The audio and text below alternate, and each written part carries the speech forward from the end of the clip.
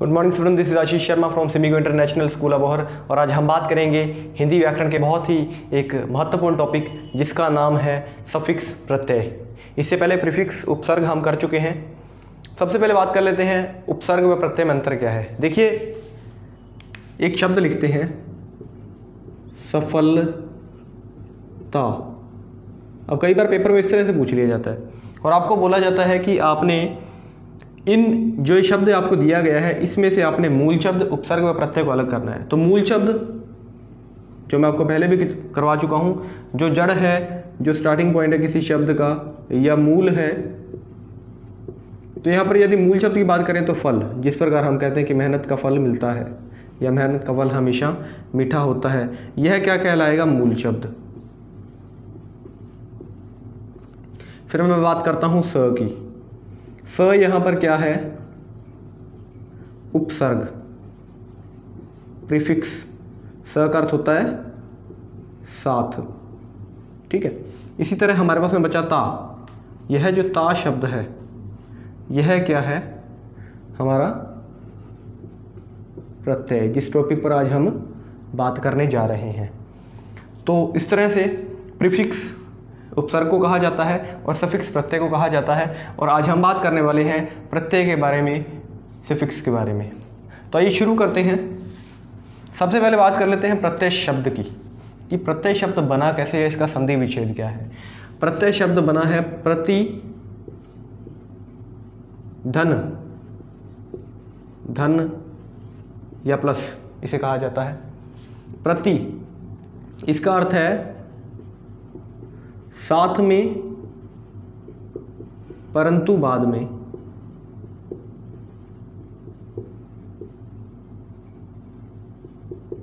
आय का अर्थ है चलने वाला,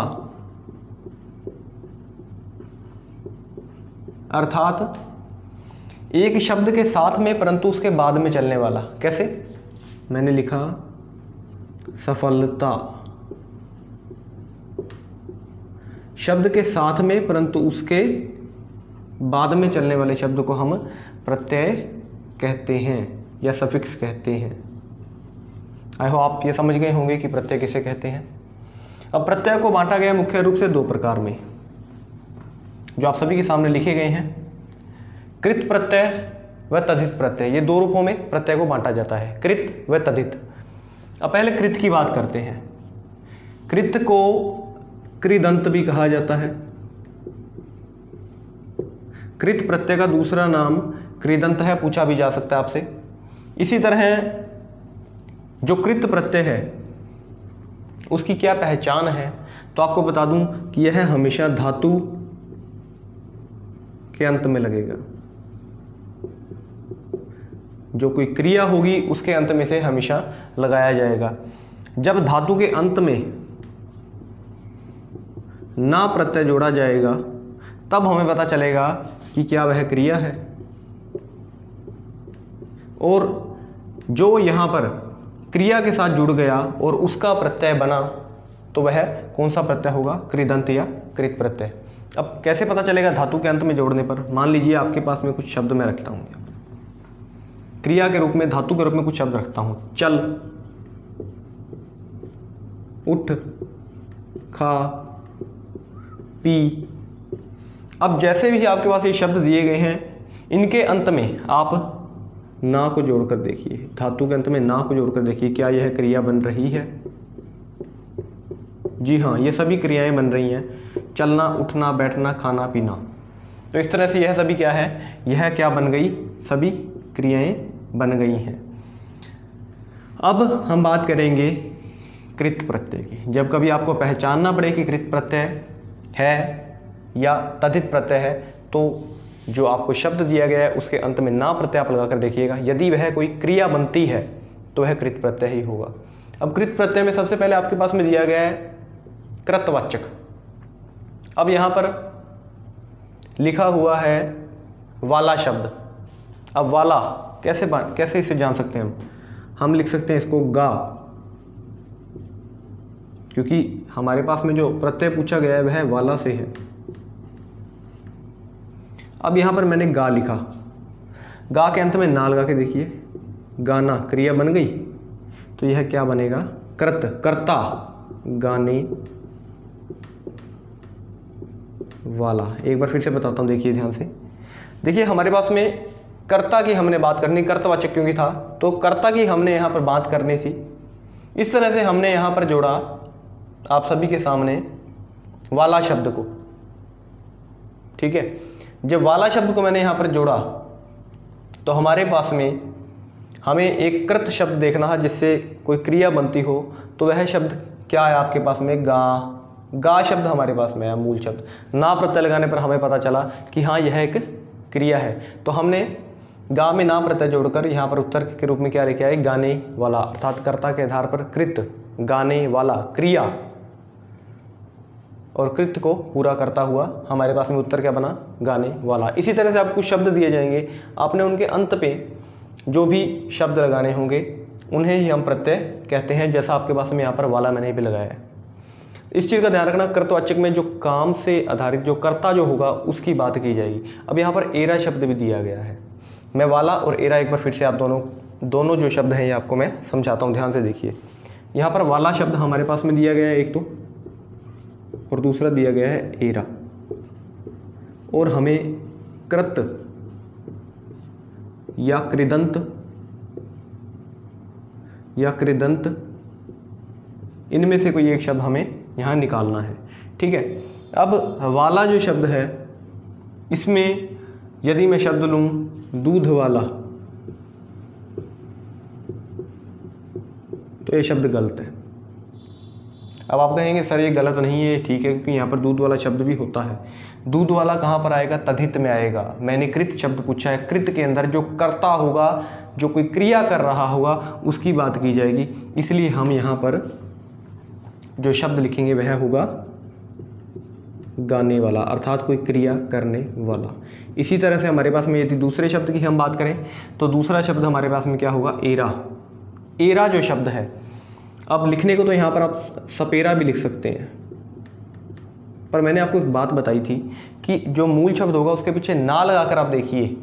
सबसे पहले क्या करिए, शब्द को तोड़िए। शब्द को, सपेरे को जब तोड़ेंगे क्या बनेगा, सांप जमा एरा। फिर जो ये मूल शब्द होगा इसके पीछे ना लगाकर देखिए, सांपना, जी नहीं, ऐसा कोई शब्द नहीं होता। तो यह जो एरा यहाँ पर कृत के अंदर हमने प्रयोग में लाया है यह गलत है। यहाँ पर मैं एक और शब्द प्रयोग करता हूँ, उसको मैं आपको दिखाऊंगा कि वो कैसे ठीक है। अब यहाँ पर मैं लिखता हूँ लूट, इसको मैं लिखता हूँ लुटेरा। ठीक है, अब लुटेरा को मैं विच्छेद करके लिखूंगा लूट जमा एरा जी। अब जो मूल शब्द होगा उसके पीछे ना प्रत्यय जोड़कर देखिए क्या वह धातु के रूप में काम कर रहा है हमारे पास में,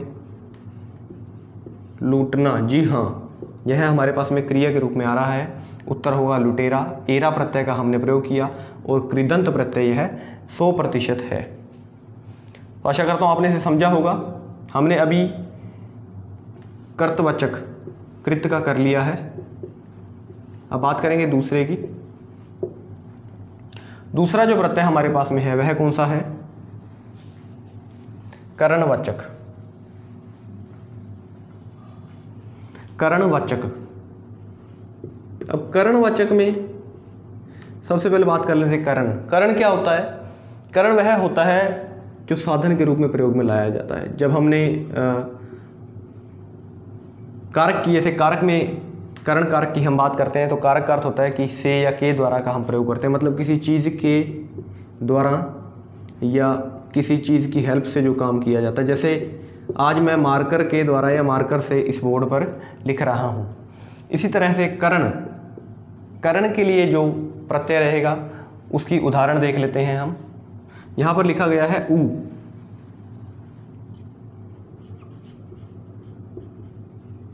फिर से बात करेंगे मूल शब्द की। पहले आपको मैं दिखाता हूँ यहाँ पर, वह शब्द बनाकर झाड़ू। अब इसे तोड़कर देखेंगे, झाड़ जमा न करें झाड़न जी, या झाड़न या झाड़ना, ना प्रत्यय इसमें लगाकर हम देख लेते हैं। तो यहाँ पर ना प्रत्यय लगाने से हमें पता चला कि हाँ झाड़ना एक क्रिया है। जिस प्रकार हम झाड़ते हैं किसी चीज़ को, डस्टिंग हम करते हैं, तो यह एक प्रत्यय जो है ना हमने इसमें लगाया धातु में, तो हमें यह पता चल गया कि हाँ यह कृत है, कृत का ही एक रूप है यह करण में। और झाड़ में जब हमने ऊ प्रत्यय जोड़ा, झाड़ में जब हमने ऊ प्रत्यय जोड़ा, बड़ा ऊ है, उत्तर क्या बनेगा, झाड़ू। तो इस तरह से आप इस प्रत्यय का प्रयोग करके करण अर्थात किससे सफाई की जाती है, करण किस साधन की सहायता से सफाई की जाती है, झाड़ू की सहायता से। आगे देख लेते हैं, न प्रत्यय भी दिया गया है, इसको भी उसी से ले लेते हैं। झाड़ा, झाड़ मैं अभी आपको बता चुका हूं, तो झाड़न, झाड़ना, ये क्या कहलाया, प्रत्यय लगा जो हमारी धातु है, धातु में ना प्रत्यय लगाया। तो जब मैंने झाड़न में इसको झाड़न शब्द मैंने बनाया, इसमें न प्रत्यय का जब मैंने प्रयोग किया, झाड़न, झाड़न क्या होता है, जिसको झाड़ने के काम में लाया जाता है उसे झाड़न कहा जाता है। तो ये था आपका करणवाचक। करण के बाद में बात करेंगे भाववाचक की। ये सभी कृत प्रत्यय के उदाहरण हैं, एक बार फिर से ध्यान रखिएगा। हम सभी यहाँ पर अभी कृत या कृदंत कर रहे हैं, क्रिया के रूप की हम बात अभी कर रहे हैं। भाववाचक में यहाँ पर लिखा गया है आवट। उदाहरण मैं ले लेता हूँ, घबराना या घबरा रखी है ओनली, और पीछे ना प्रत्यय जोड़कर देखिए क्या ये क्रिया है, हाँ यह क्रिया है। तो घबरा, माफ करना मैंने आहट यहाँ पर लिखना था, व लगा दिया है, आहट। तो घबरा हट, यह आपने यहाँ पर प्रत्यय देखा घबराहट के रूप में। आवट का प्रत्यय भी आपको बता देता हूँ।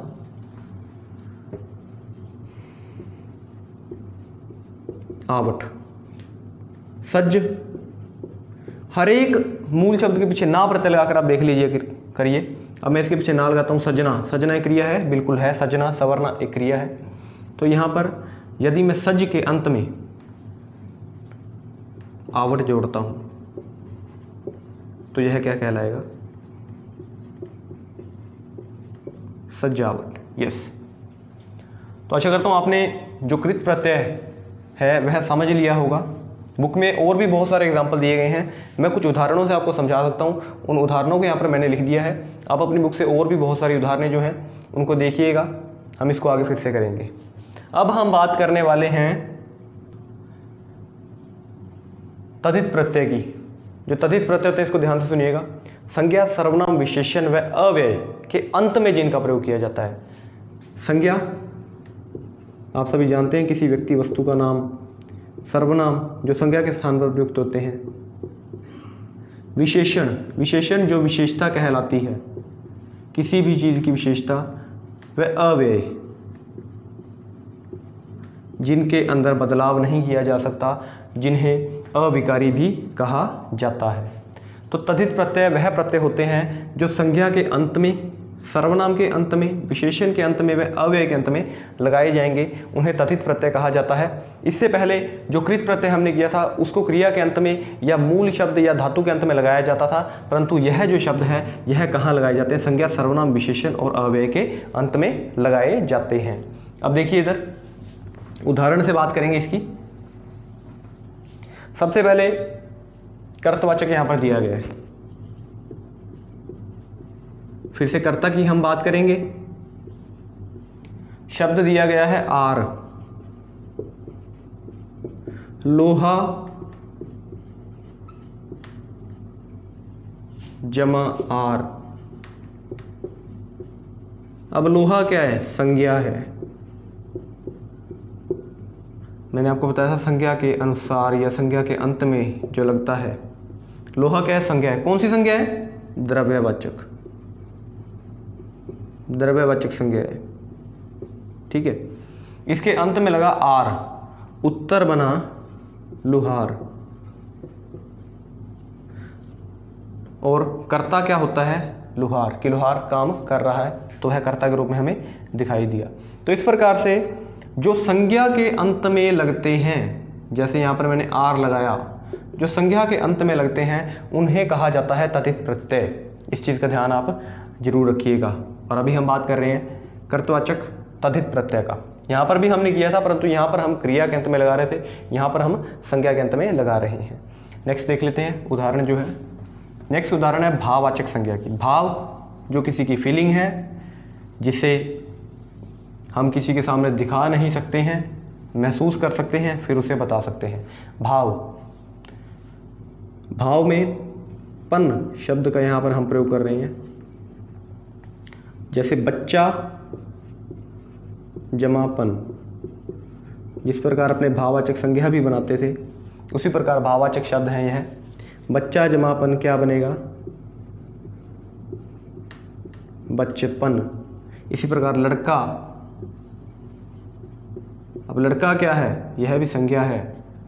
कौन सी संज्ञा है? जातिवाचक संज्ञा है। बच्चा भी एक संज्ञा है। कौन सी संज्ञा है? जातिवाचक संज्ञा। इसमें सारे जितने भी लड़के हैं, सारे जाति की बात की जाती है। जिस प्रकार हम कहते हैं कि लड़के बहुत तेज भागते हैं, तो लड़के में पूरी जाति को संबोधन यहाँ पर किया जाता है, इसलिए इसे जातिवाचक संज्ञा में रखा जाता है। और बचपन और लड़कपन का भाव जो है, मैंने पन शब्द का प्रयोग करते हुए भाववाचक जो तद्धित प्रत्यय है उसकी उदाहरण आप सभी को दे दी है। यह भी संज्ञा के अंत में लगा हुआ है, जिस प्रकार मैंने आपको बताया था। यदि भाववाचक में पन आपको समझ आ गया है तो इसको लिखते जाइएगा और अच्छे से आप करने के योग्य हो जाएंगे। फिर हाल शब्द का प्रयोग यहाँ पर हम कर रहे हैं। हाल, और है किसमें? संबंधवाचक में। हाल में संबंध का किस प्रकार प्रयोग किया जाएगा? देखिए, नानी जमा हाल, तो ये क्या बनेगा? ननिहाल। ऐसे ही ससुराल भी बन सकता है। तो इस शब्द का प्रयोग हम करते हुए कई बार यहाँ पर आल भी दिया जाता है, जैसे ससुराल हम बनाएंगे। तो इस चीज़ को देखिएगा, ये उत्तम रखता है वैसे जी। उसके बाद में लघुतावाचक। लघुता, लघु का अर्थ होता है छोटा। छोटा दर्शाने में किसी चीज़ को कई बार प्रत्यय लगा दिया जाता है। जैसे उदाहरण मैं दे देता हूँ आपको, लोटा, इसका बन जाता है लुटिया। अब लघुता दर्शाने के लिए, छोटा करने के लिए इसमें ईया प्रत्यय का प्रयोग किया गया। जब ईया प्रत्यय जोड़ा तो उत्तर क्या आया?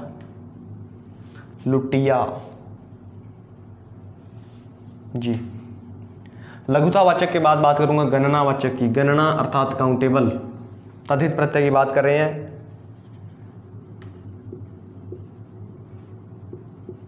गणना अर्थात गिनना जो होता है। शब्द दिया गया है, एग्जाम्पल दिया गया है वहाँ का। जैसे हमारे पास में यदि लिखा होगा 5, कोई विशेषता है कि उसके पास 5 घोड़े हैं, विशेषता के अंत में लगाया 5 वहाँ, क्या बना? 5, और प्रत्यय क्या लगा? वहाँ। उसके बाद में है सदृश्यवाचक। किसी का स्वरूप लेना। सदृश्य अर्थात किसी का स्वरूप ले लेना।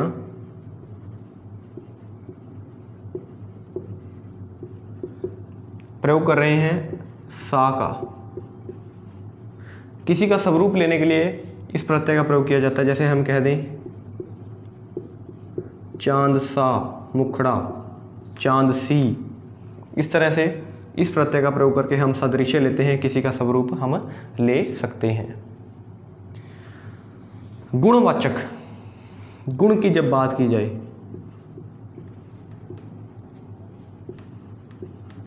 इसी शब्द से ही बन सकता है। गुण जमा वान, वान शब्द। धन जमा वान, तो इस प्रकार भी हम गुण की बात कर सकते हैं। वान प्रत्यय का प्रयोग करके क्या बनेगा? गुणवान और धनवान जी। तो आपने देखा, इस तरह से हम वान प्रत्यय का प्रयोग करके यहाँ पर जो नए शब्द बना सकते हैं। अंतिम जो हमारे पास में रहेगा, जो 8वां हमारे पास में तद्धित प्रत्यय जो है वह है ई। उदाहरण है स्थान की बात कर रही हैं। स्थान में ई का प्रयोग किस प्रकार होगा? जैसे गुजरात जमा ई क्या बनेगा? कहाँ का है कोई व्यक्ति, वह गुजरात का है तो उसे गुजराती, अर्थात उसके स्थान के अनुसार उसको बुलाया गया। जैसे हमारा पंजाब है, यदि हम यहाँ पर अभी लिख दें पंजाब जमा ई कि वह लड़का पंजाबी है, वह पंजाब का निवासी है, पंजाब का रहने वाला है, तो वह पंजाबी है। इस तरह से आप सभी ने देखा कि हमने जो प्रत्यय है उसके दोनों भागों के ऊपर चर्चा करी, जिसमें हमने बात की कृत प्रत्यय पर और इधर हमने बात की तद्धित प्रत्यय पर। तो इस प्रकार से आपकी जो पुस्तक है वाणी, उसके अंदर बहुत सारी और भी उदाहरणें दी गई है। आप उनसे जो भी नए शब्द बनते हैं उन्हें देख सकते हैं, उनके अर्थों को समझिएगा, रट्टा मत लगाइएगा, अच्छे से उनको याद कीजिएगा। अगर आप उनको अच्छे से समझ लेंगे, शब्दों के अर्थों को समझ लेंगे, तो आप प्रत्यय आराम से कर सकेंगे। आज के लिए इतना ही, धन्यवाद।